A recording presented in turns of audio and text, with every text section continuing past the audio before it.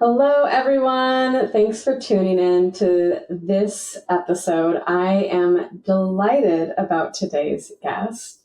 I feel like we've known each other for so long just by virtue of knowing about each other, and I'm so excited to talk to Marie Ellis today. Welcome on the show, Marie.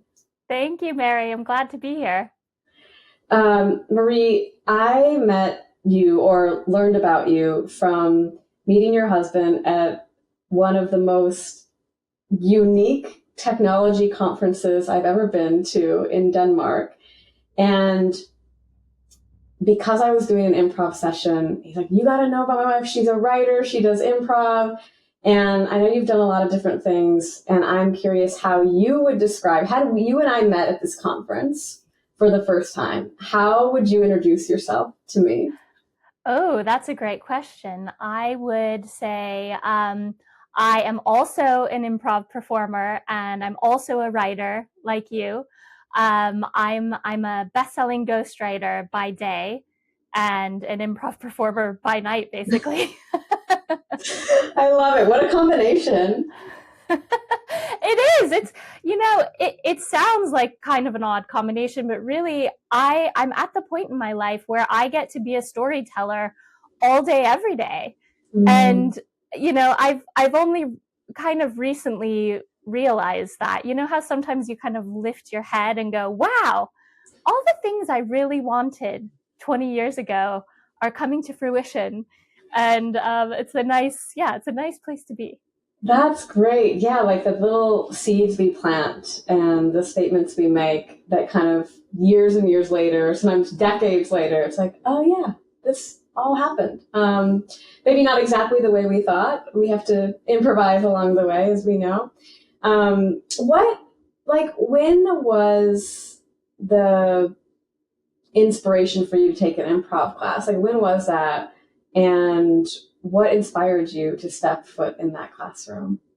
Yeah, so I was actually a professional child actor in the US growing up, and I toured all around the US, and I was a serious, I'm scrunching my face, serious actor. And that's what I wanted to do. And went to theater school and, took a module in improv for fun. It's one of those things you do, you experiment when you're at university. And then I moved to Los Angeles and was an actor out there for about 5 years or so. And again, though, still, I'm a serious actress, but meanwhile, going out for like blonde girl number 3 for the toothpaste commercial. And I was starting to just get a bit bored and was kind of falling out of love with my first love, which was acting. And I was a member of AFTRA, and they had a free improv class for members. And I just thought, okay, sure, this will be a bit of fun. I'll do this, and I really enjoyed it. And then, but kind of left it, didn't take it seriously. Just thought that's a bit of fun. And then I got out of acting. I went back to university. I studied literature. I got my degree from University of California, and then eventually moved here in the UK and got my master's degree. And I've spent 15 to 20 years as a writer, as a journalist and a writer. But I still sort of dabbled in acting for fun, just for myself. And in 2018, we moved from Brighton to Bristol, which is 4 hours away. And in UK terms, that's far. That's really far. Uh, your sense of distance, Yeah. it changes. Yeah, it was so weird because I grew up in Nebraska, and you could travel in 8 hours in every direction and every accent is the same, whereas here you go like 50 miles up the road and there's a totally different accent. It's just a different game. But when we were moving here, I was in my early 30s and was having to make new friends, and was like, okay, I'm going to an improv class. And luckily here in Bristol, they have the UK's only dedicated improv theater in the UK. So it's called the Bristol Improv Theater, and they only do improv there. And they are amazing. And I just thought, well, I'm just going to go take a class for fun, just to meet some friends. And that was the best decision I ever made, because not only did I meet, people who are my best friends now, but I got involved. I'm in one of their flagship shows there called the Bish Bosh Bash that performs every month. And I'm in a couple of offshoot shows, and we're now shooting an improv pilot here in the UK. And just everything changed. And what's so great for me is that improv is a bit of theater that I can do that's accessible to me as a, kind of like very busy ghostwriter by day. I also have 2 children. I can't really do, theater shows where I'm rehearsing all night. But improv, I can do a couple of rehearsals a month and a show. I can, although having said that, my partner was noting the other day, I'm basically doing improv like 4 or 5 nights a week now with all of the projects that I have on. So it's almost like I'm in a theater show, but it's a good problem. Yeah, high class problem, champagne problem. There's so many things that you said I want to touch on, but one is you brought up rehearsing for improv. And I think for folks that maybe you're less familiar as to what, like, you just make it up, right? So what are you rehearsing when you rehearse for these improv shows? I love getting that question. And yes, I get it all the time because it feels like I'm always at rehearsals. What I say to people is, when you run a marathon, you wouldn't just turn up on the day and just run the marathon.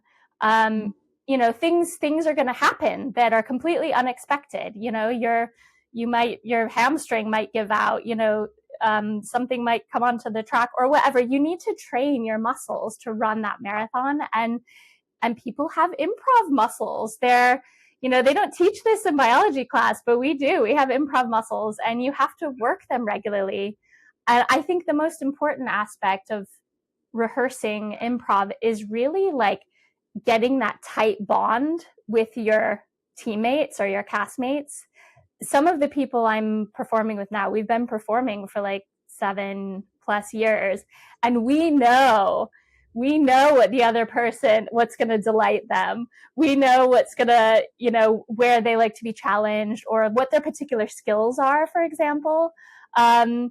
And you only get that through those rehearsals. But yes, I mean, you rehearse, but you don't rehearse what you're actually doing. You just rehearse your connection and those skills. Let's talk a little bit about those improv muscles. So just like a hamstring and a glute might help us walk and do things in the world, and of course our bicep muscle helps us lift things up onto the shelf. What are some of the improv muscles that you speak of, and how you've seen yourself use them off stage? Oh, the biggest one is active listening. And that's a real skill. That's one that I didn't have for a very long time. I can talk, but really listening to people. If you're on stage and you're in your head and you're thinking about what you're going to do next, then you're not going to have a good performance. You need to be listening to the person across from you. And for me in life, this is particularly useful as a ghostwriter. That muscle, that skill has made me a better ghostwriter, because, in the book project I'm in right now, there was one day when I needed to have like a really deep dive with my client, and it was 5 hours, 5 hours of me listening to their story. And I mean, yes, we did take breaks, but that really is a muscle. And if you don't train it, you're going to find it really hard. But because of all of my improv work, I'm like, I know I can actively listen. I can take in what you're saying. I can remember it. I have like a weird mind palace. I think I'm staving off dementia for myself later on because it's just strengthening these connections in my brain all the time. So that's the biggest improv muscle, I think. Yeah, you want to stave off dementia? Take an improv class. I would read that study. I love that. And yeah, so the thing that improv has helped you with, like being an active listener, has helped you at your job, it sounds like. what about ways you've seen it show up in your life? I think it's made me a better, well, it's made me a better friend, again, through the active listening, but also through that connection. But I think more than anything, it's made me a better parent. Um, it's kind of wild because my kids are 5 and 10 now. And, that's quite an age gap. And what that means is that I've essentially had like, my daughter's almost out of being a toddler. 5 is like almost not a toddler anymore, I guess. But I've had basically a decade of being the mom of a toddler of some form. And it is relentless and tiring. And you sometimes just really feel like you don't want to play, which is fine and fair. But what's really funny is that I was finding I would go to an improv class or a rehearsal, and we'd be playing these games that my kids would love. And, just a couple hours earlier, they were wanting to play Tea Party for the millionth time. And I was just like, no. And I was noping them. And I'm like, you know what? You can find joy in this too. This doesn't have to be monotonous. Don't fight it. It's actually not going to last for that long. Like just go into it and do it. And I found really low energy ways of doing that as well. Like I made up a game called Throw the Pillow where I just lie on the floor and throw a pillow. It's so great. I loved it. It was like, how if you you get all, like an example I can think of it, if you get all these like fancy toys for your dog, for example, they just want to play with the packaging or the box. It's like the same thing with kids. Like you can come up with these elaborate things, but really like the simplest things are the most fun. And I think that applies to improv as well. You don't have to get really complicated and convoluted and clever. It's just like listening and responding is such a treat. Yes, as someone with a dog who loves opening packages and then the toy is less interesting, yes, 100%. It's like the cat that plays in an empty box. Like you don't need something fancy, just something that they can, use their imagination with, especially kids. I think they're such natural improvisers, right? Their judge hasn't fully formed. I'm curious. Okay, so the title of the show and of the book is How to Handle Anything.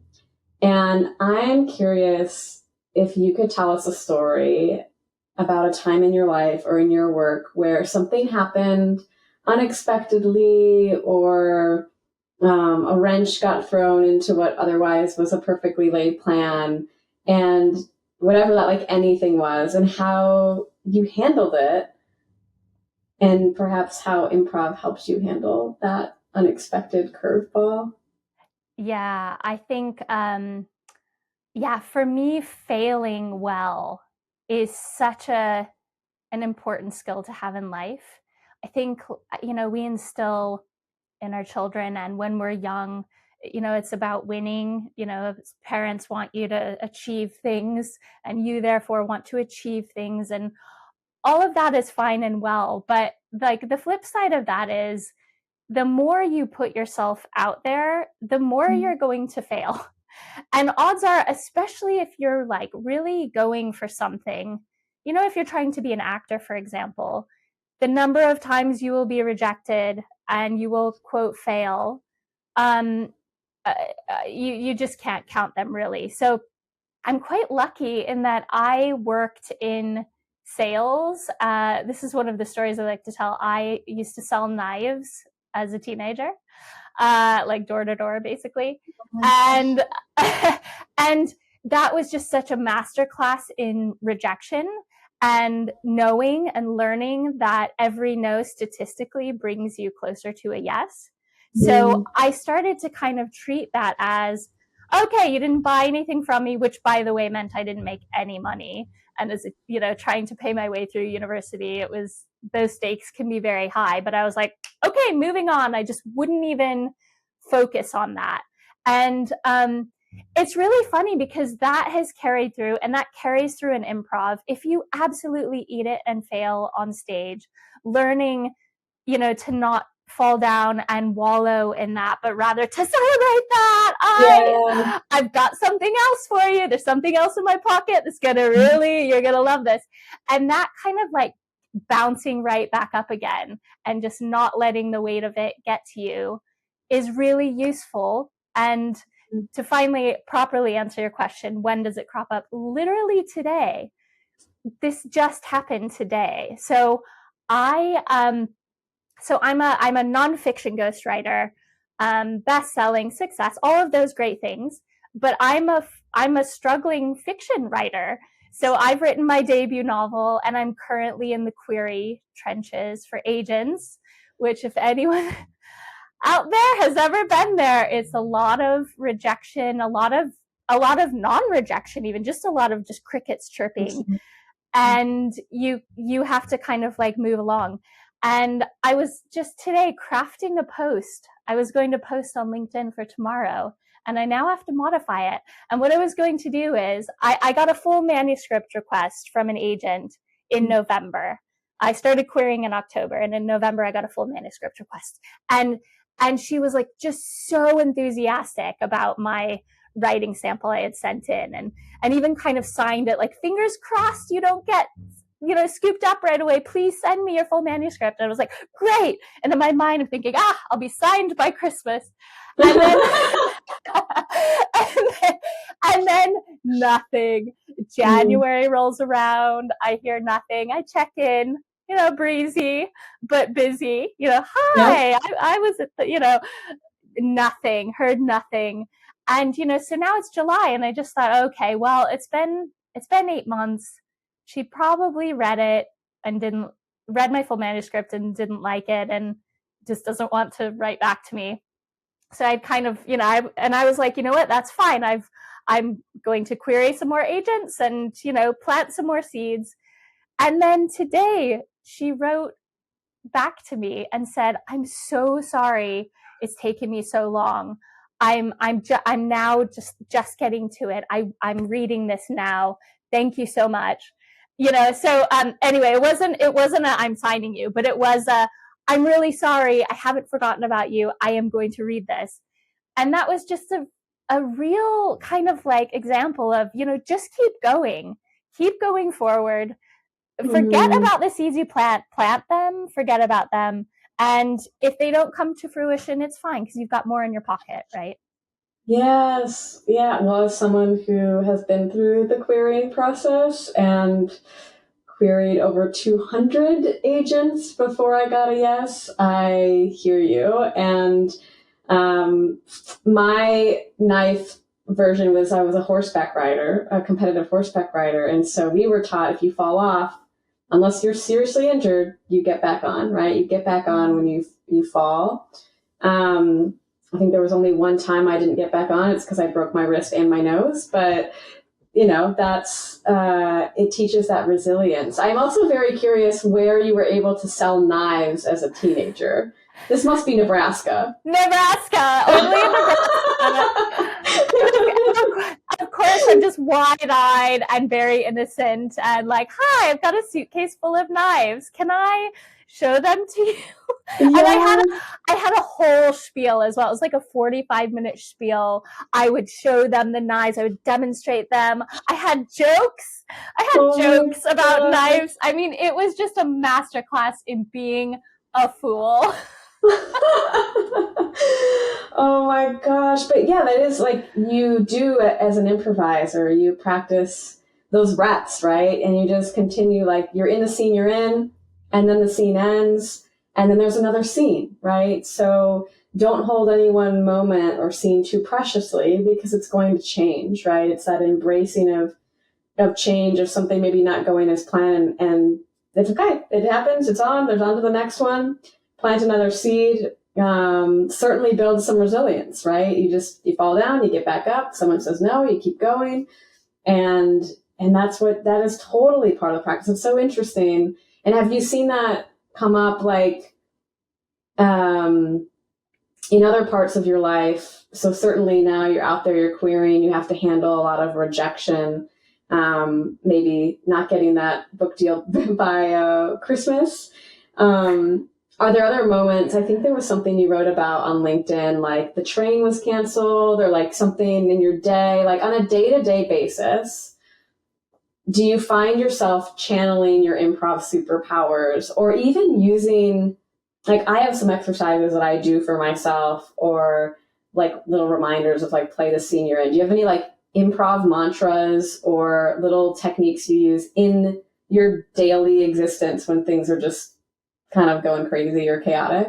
Oh, yes. I mean, I've been on such a journey about that because I, as a person, am actually like, I would say like the core of me, maybe how I was brought up or if it was a coping mechanism, I don't know, but I am extremely organized to a fault almost. It's like it's my strength and my Achilles heel. Like it's just and it is a strength. It's great to be so organized, but the darker flip side of that is you're then rigid. And I think definitely earlier in my life, I was much more rigid. And if things cropped up that were unexpected in my just day to day life, it was a lot harder for me and more stressful, really. I mean, I was able to maneuver around it, but internally, I think I really carried that stress in my body. Whereas, yeah, like the example that you were talking about, I was in London for an audition because I still have an agent. I still go for acting things again just for fun. And this audition was in London in person, and that's 2 hours away from Bristol, which is again so far in the UK. Mm-hmm. And I had another podcast recording, and so I like really had to just like maneuver my way through that. I bribed the people at the front desk of the studio where the audition was to use a quiet room. And then I was able to do that podcast recording and then jump in and do the audition, which was like a really serious audition as well. And and then I missed my coach back home. And so it was just like, okay, whatever. And I just decided to randomly text a friend, and he was right around the corner, and we had dinner, and I had just like the best day because I was like, okay, well, I'm playing the scene I'm in. This is what I Yes. can't change it. There's no sense in internalizing this stress. I can't change it. It's fine. Like it's not the end of the world. Yeah, so it would have been like, oh, stress and upset and frustration end up being like a joyful surprise encounter with a friend. Yes. I love that. That's such an improviser mindset that you demonstrated there. And there's something that you mentioned that I want to touch on too, which is I heard you say you used to carry a lot of that like stress in your body. And I resonate so deeply with, I'm also highly organized. Like I've had people tell me who I've just met say that I look like someone who has a lot of spreadsheets and I'm like, or seem like someone has a lot of spreadsheets. And I'm like, yeah, but it's, and like we've talked about organizing our bookshelves and, you know, I'm like the kind of person that could like pack for a trip.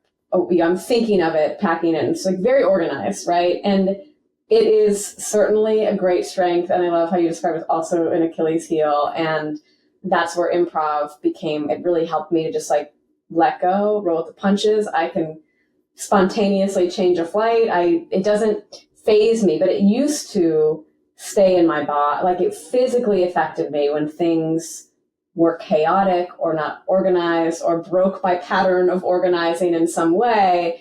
And whilst of course I had to deal with it because we have to navigate these things, the stress of it, like my nervous system was carrying that. Mm-hmm. So when I heard you say that, I'm like, this is really interesting to me because I'm curious if when you noticed your body handling these moments differently and like carrying the stress differently or not at all, and what that felt like to you or when you noticed it, and just hear more about your experience of how you handle stress differently since improvising more often. Yeah, it's interesting because I think in the past I was just a ball of stress, but didn't know it because that was just like my baseline mode of operating was just like, I'm going to make everything work. It's all going to be fine.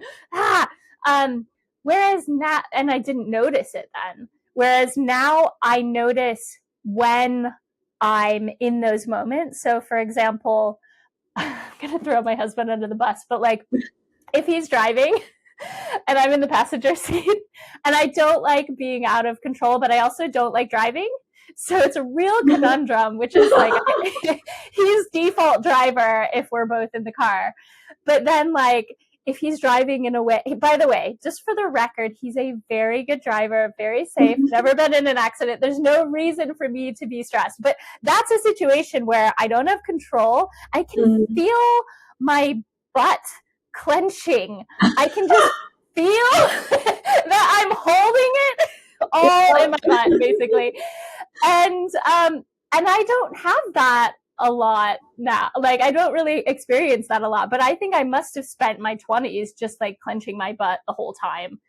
Yeah. That's, and you don't realize you're clenching your butt until you stop clenching your butt, and then you're like, wow, I've never experienced feeling this before, and then you're like, wow, it's a lot easier to go through life without a clenched butt. The freedom of an unclenched butt is a real joy, and that needs to go on a t-shirt. Yeah.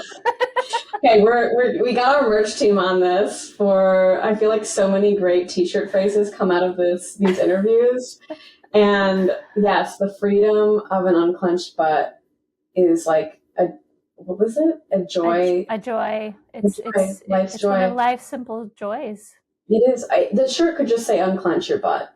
I think we could make it a little more concise. I wonder. I think that would make a difference in the world. I think a lot of us are just walking around with clenched butts, and that's a good reminder. I think it's a great reminder. I think it's like, have you unclenched your butt today?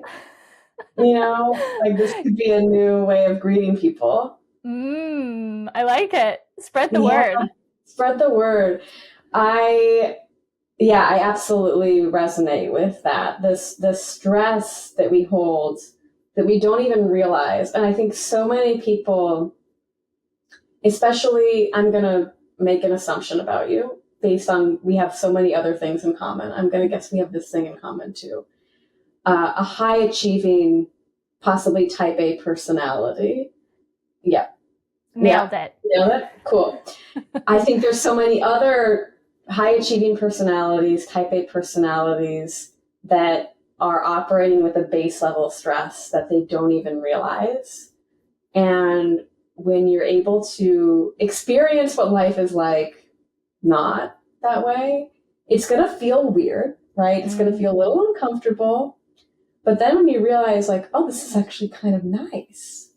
It's like, oh, it's like very free, right? And so I think of this when it comes to improvising. Not only is it giving us strengthening those muscles so that the stress isn't affecting our body in the same way, we're not holding it the same way. It's also getting us used to putting ourselves in situations that are maybe a little uncomfortable and making weird choices and recognizing the benefits of that, right? Because we have to make weird choices on stage to get the funny, right? We want the laugh. We want to break the pattern. We got to do the unusual thing. In life, when we make the unusual weird choice, that's where we get growth. That's where we get a whole new possibilities, right? So all to bring it back to clenching butts, right? If you've gone through life clenching your butt, it's going to feel weird to unclench your butt. But that's how you get to experience the benefits of an unclenched butt. And you get to experience what it's like to not have your nervous system go into panic mode every time someone sends you an email you weren't expecting to get. And that has numerous health benefits, right? I think this is why, to think about, I don't know if you ever read Tina Fey's book, how she says improvising can help with your belly fat. I think she was onto something there because stress influences cortisol, and cortisol loves to live in the stomach. So all to say, improv not only can stave off dementia, but pretty sure it's great for those six-pack abs. 100%. I mean, facts. These are just medical facts we're citing here. Disclaimer, we are not doctors. Not a doctor. Not a doctor, former knife saleswoman. And I still can't believe it. They let a teenager sell knives. I know. I just think that only could happen in the early 2000s. I think it was like a time That In time has Nebraska. passed. In Nebraska, specifically in the early 2000s. Oh my gosh.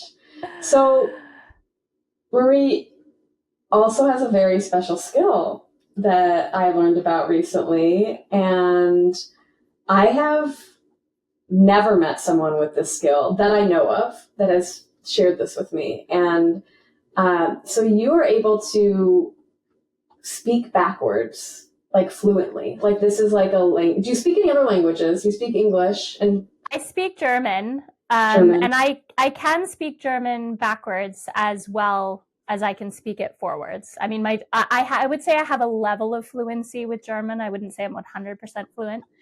Okay. But as well as I can speak it forwards, I can speak it backwards. That's so cool and specific. And you won an award for this skill? So no, I didn't win an award, but Okay. over a decade ago, before I was pregnant with my first child, and I was a medical journalist, I was going to go for the Guinness Book of World Records for most words spoken backwards in a minute, which is one of them. And there's a woman in Sweden who, I don't know if she still holds that record, but did hold it. And in time trials, I smashed her record. Like I more than doubled it. And we were going to go for the record and raise money for charity at the same time. Yeah. And also there were some neurolinguists in London who were going to scan my brain while I was speaking backwards to see if there are any kind of ramifications. But then I got pregnant and it kind of all fell away. Like the scans weren't possible, and breaking the record itself requires a lot of admin. You have to have an audience of more than 1,000 people. There has to be a linguist there. It's anyway, I put it on the back burner one day. Okay. Well, we're bringing it to the front burner today because obviously there's not a live audience of 1,000 people here today, but we are going to show your skills so that people get to experience it and hear this in action, mostly because I want to hear it. And I know there's got to be at least someone else who's made this is the coolest thing ever. What's the best way to set you up for success? Should I like ask you to tell a story, or do you have like a go-to like It's totally up to you. So you could say some sentences to me and I can then just repeat them to you backwards, or I can just go off and tell a story and I can tell you what I said. My only caveat I need to say is that because I do it fluently and kind of like in real time, if you play it backwards, the word order will not be correct. So like if you say like, I am going to the park, I would say, I'm agniog otet krap, which is the words in that order. Like if I were to, exactly. So if I can say like krap et ogniog ma'i, which is me saying park the two going mi, but I have to think about that, and that's the point is I don't have to think about the other one. So that's my caveat for anyone trying to do a gotcha moment.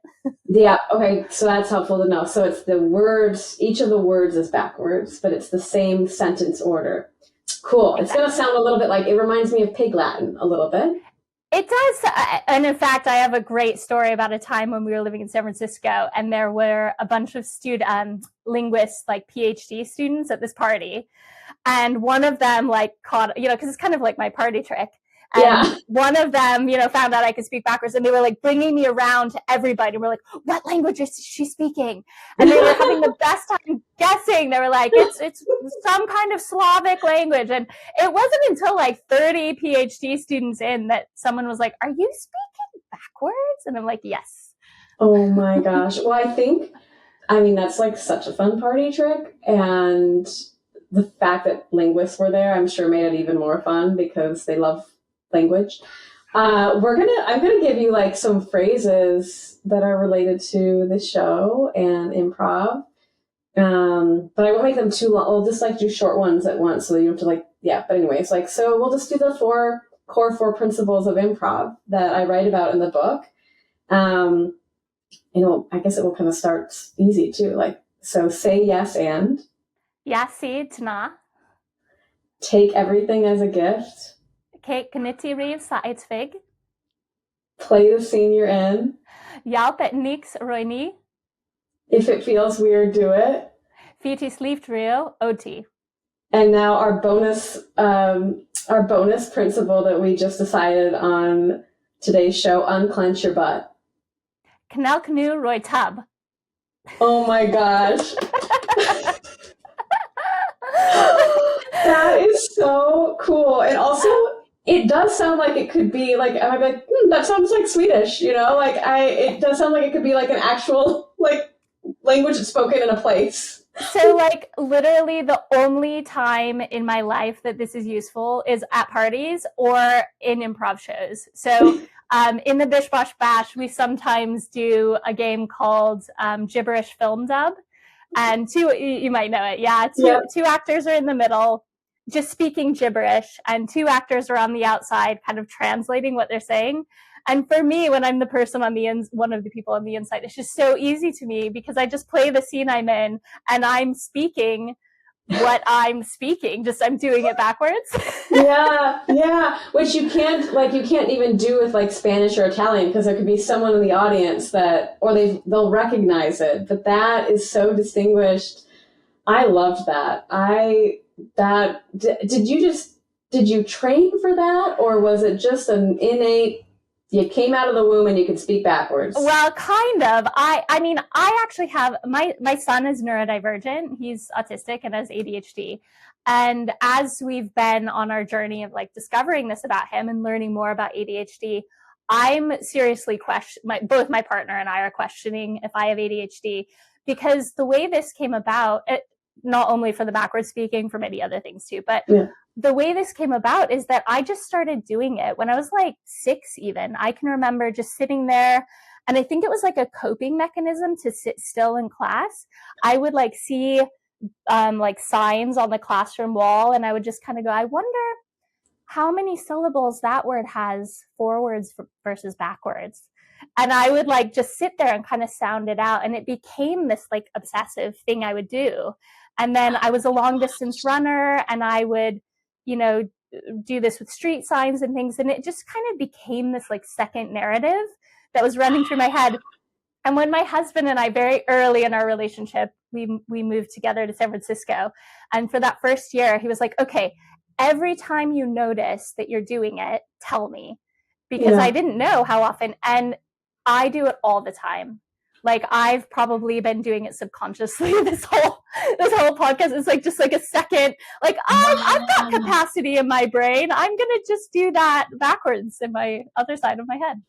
That's fascinating. Well, yeah, that brain scan would have revealed, like, that's so interesting, because a lot of kids, right? Like, I know for me, I was a doodler. So like I would draw in class, and like, it was so hard to just like focus on, but I would be listening, and I was very like studious and, top student, but I needed it was like, I needed more stimulation or something, and the dexterity of drawing. And so it's almost like you're keeping your mind is like working over here while you're working over here, like having two brains or something. That is so fascinating. Very cool. Very special improv talent, and very fun party trick. It could also come in handy, just, keep this in your back pocket. If people are, I don't know if this happens in the UK as much as it happens here in America, where you get unwanted people speaking to you, maybe on the streets, perhaps a cat call, perhaps trying to engage in a conversation. You could just be like, if you start speaking this other language, and they'll be like so confused, and they'll leave you alone. I am actually going to use that, because I've lived in the UK for like over 15 years now. And like, a real thing that does annoy me is if people, like, within 5 seconds of talking to me, or they haven't even spoken to me and they've just heard me talking, say, oh, are you American? And I know that it's just that either they want to talk about the time they spent in America or something, and it just, like, after so long here, it is a bit grating, and I'm just going to start doing that and see what happens. Yes. Okay. Report back, because I think that'd be really funny. Okay. This has been amazing. Andrew was right. We would be friends. We are We friends. are friends. We are Jinx. friends now. Oh no, now I can't talk, right? Isn't that the rule? Oh no, unjinx. Being jinxed on a podcast. What a horror. Is there anything you haven't said or shared that you would like to before we wrap up? Really just if people are wanting book support, ghostwriting, and developmental editing, you can find me. My company is called Muse Content, and musecontent.co.uk. You can find me there. And if you're ever in Bristol, check out the Bristol Improv Theatre because it's amazing. Yes, I love that. Quick follow-up question. Do you write books backwards? No, but in my debut novel, there is a teenage character who is neurodivergent and speaks backwards. Ooh, okay. Can't wait to read this novel. Keep querying it. Get to that yes. And thank you so much for this chat today. It was such a delight. Thank you. It was a delight on my end. And please come to the UK and unclench your butt with me. Unclench your butt!